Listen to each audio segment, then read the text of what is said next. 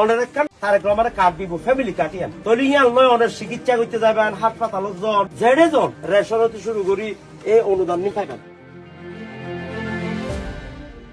আসন্ন জাতীয় সংসদ নির্বাচনকে সামনে রেখে জনকল্যাণমূলক রাষ্ট্র গঠনের অঙ্গীকার করছে বিএনপি।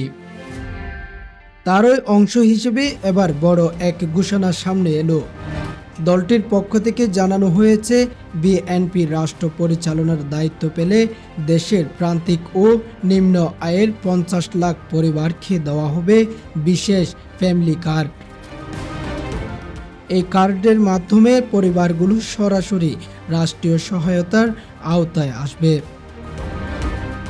দেশের ক্রমবর্ধমান দ্রব্যমূল্য এবং অর্থনৈতিক সংকট বিবেচনায় নিয়ে সাধারণ মানুষের জীবনমান উন্নয়নের নতুন এই পরিকল্পনার কথা জানিয়েছেন বিএনপি। দলটির শীর্ষ নেতৃবৃন্দ বলছেন, কেবল স্লোগান নয়, বাস্তবসম্মত পদক্ষেপের মাধ্যমে জনগণের পকেটে সুফল পৌঁছে দিতে চান তারা। এই কার্ডের আওতায় থাকা পরিবারগুলো প্রতি মাসে নিত্য প্রয়োজনীয় পণ্য বা সরাসরি আর্থিক সুবিধা পাবে। বিএনপির পলিসি ফোরামের তথ্য অনুযায়ী দেশের অতি দরিদ্র এবং সুবিধা বঞ্চিত পরিবারগুলোকে অগ্রাধিকার ভিত্তিতে এই তালিকার অন্তর্ভুক্ত করা হবে।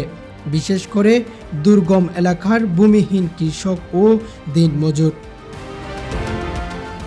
এবং শহরের বস্তিবাসী ও নিম্ন আয়ের মানুষ। প্রাথমিকভাবে জানা গেছে, ফ্যামিলি কার্ড ব্যবহার করে পরিবারগুলো সাশ্রয়ী মূল্যে চাল, ডাল, তেল ও চিনির মতো প্রয়োজনীয় পণ্য কিনতে পারবে। এছাড়া সরাসরি নগদ অর্থ সহায়তার ডাইরেক্ট ক্যাশ ট্রান্সফার পরিকল্পনা ও দলটির রূপরেখায় রয়েছে। এর মাধ্যমে স্বচ্ছতা নিশ্চিত করতে ডিজিটাল ডাটাবেস ব্যবহারের উপর গুরুত্ব দেওয়া হবে।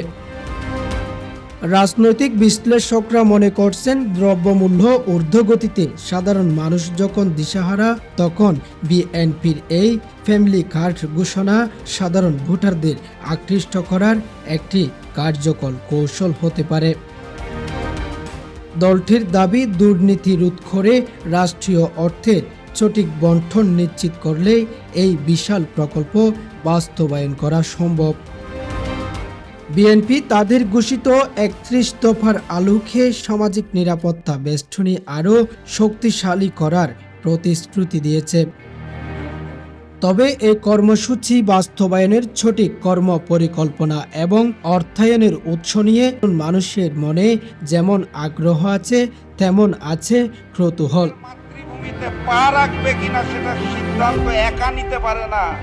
সেই নেতার নেতৃত্বে নতুন বাংলাদেশের 18 কোটি মানুষ ফ্যামিলি কার্ড নিয়ে শান্তিতে থাকবে, এটা বাংলাদেশের কোনো পাগলও বিশ্বাস করে না।